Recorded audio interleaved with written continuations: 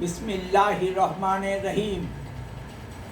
প্রিয় দেশবাসী, আসসালামু আলাইকুম। ভারতের সংবিধানে ফেডারেল ও ইউনিটারি উভয় ধরনের বৈশিষ্ট্য আছে। আমি প্রথমে ফেডারেল বৈশিষ্ট্যের কথা বলবো। লিখিত সংবিধান কেন্দ্র ও রাজ্যের মধ্যে ক্ষমতা বন্টন,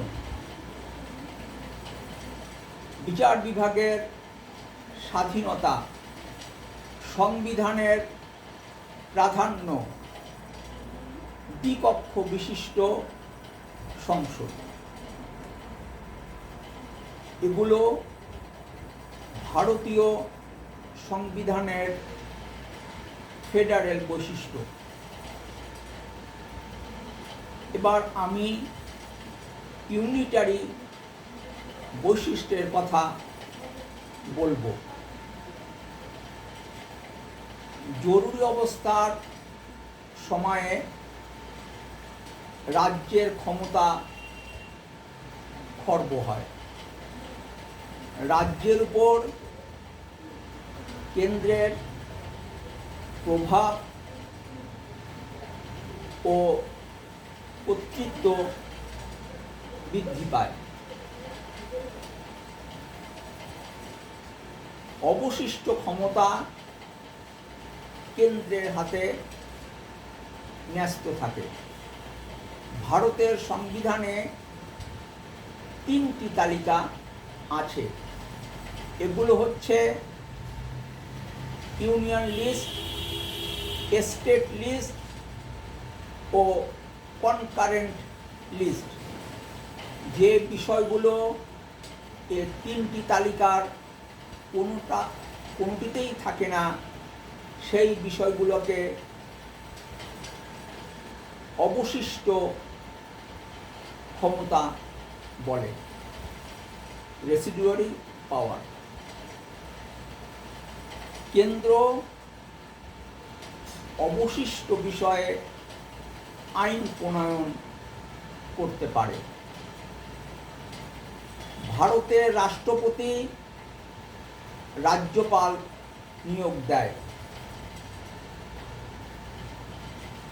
রাজ্য প্রশাসনে কেন্দ্রের প্রভাব লক্ষ্য করা যায়।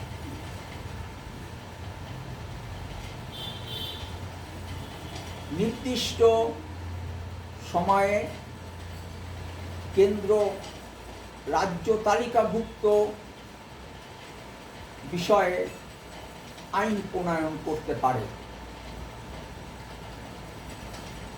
এক নাগরিকত্ব। ভারতে এক নাগরিকত্ব রয়েছে। রাজ্যের নাগরিকত্ব নেই। একীভূত বিচার ব্যবস্থা, সমন্বিত বিচার কাঠামো, সুপ্রিম কোর্ট, হাইকোর্ট ও অধস্তন আদালত এক সিঁড়িতে যুক্ত।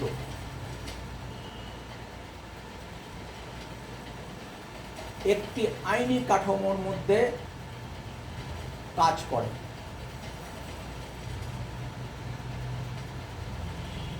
জাতীয় স্বার্থে রাজ্যসভায় বিশেষ সংখ্যাগরিষ্ঠতা অনুমোদন পেলে কেন্দ্র রাজ্য তালিকাভুক্ত বিষয়ে আইন প্রণয়ন করতে পারে।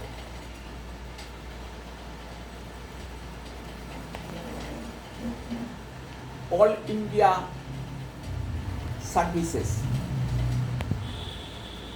Indian administrative services, Indian police services, IFOS এসবে কেন্দ্র নিয়োগ দেয়। তবে নিয়োগ পাবার পর এনারা কেন্দ্র ও রাজ্যে কাজ করে।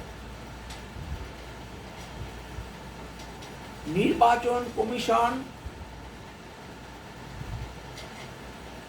এর তত্ত্বাবধানে কেন্দ্রে ও রাজ্যে নির্বাচন অনুষ্ঠিত হয়।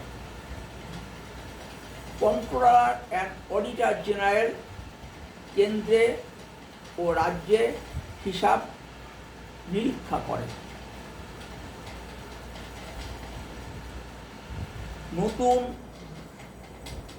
রাজ্য গঠন, পুরাতন রাজ্যের সীমানা পুনর্নির্ধারণ ও রাজ্যের নাম পরিবর্তন ইত্যাদি কেন্দ্রের বিষয়। সংশ্লিষ্ট বিধানসভার অনুমোদন বাধ্যতামূলক নয়। এসব হচ্ছে ভারতীয় সংবিধানের ইউনিটারি বৈশিষ্ট্য। এ কারণে সংবিধান বিশেষজ্ঞ KC হায়ার ভারতকে আধা যুক্তরাষ্ট্রীয় কোয়াসি ফেডারেল রাষ্ট্র বলেছেন। ভালো থাকবেন।